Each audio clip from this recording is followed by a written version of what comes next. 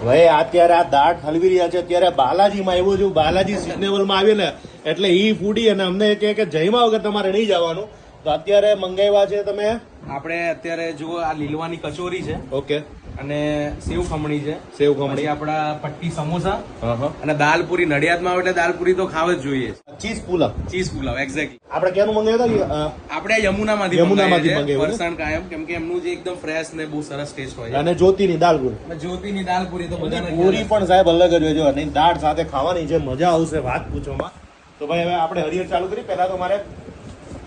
એમની જે લીલવા કચોરી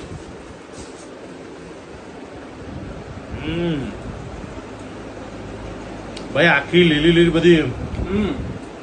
જોરદાર અને આમાં કેવું છે કે ફેસ્ટિવલ્સ હોય કે સન્ડે હોય ને ત્યારે જ બનાવે છે તમે રાહ જોવાની જે આનંદ રાહ જોઈને પછી એ દિવસે ખાવાની મજા જ અલગ છે તો દાલપુરી તો એવરગ્રીન છે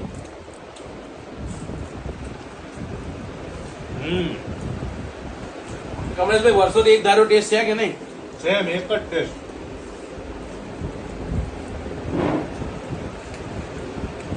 આ ચીઝ પુલાવ ક્યાંનો હતો ચીઝ પુલાવ બી આપણે જ્યોતિવાળાનો જ છે. અચ્છા એ લોકો ચીઝ પુલાવ બનાવે છે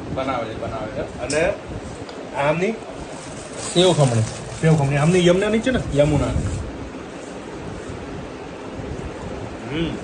આજે મેં બધું અલગ અલગ જગ્યાનું ફૂડ ખાધું મજા આવી ગઈ અને બાલાજીમાં સિઝનેબલમાં વિડીયો બનાવ્યો ભાઈ આજે મજા આવી ગઈ સરસ સરસ તો કમલેશભાઈ આવતા જ રહેવું તમારે ગમે ત્યારે નડિયાદ બાજુ આવો લીલવા કચોરી તમે ના ખાધી હોય ને તો ખાસ ટેસ્ટ કરજો ભાઈ મેં મારી લાઈફમાં કચોરી તો ખાધી પણ આ જે ડિફરન્ટ ટાઈપની જે આટલા બધા મસાલો નાખીને જે બનાવી છે મજા આવી ગઈ.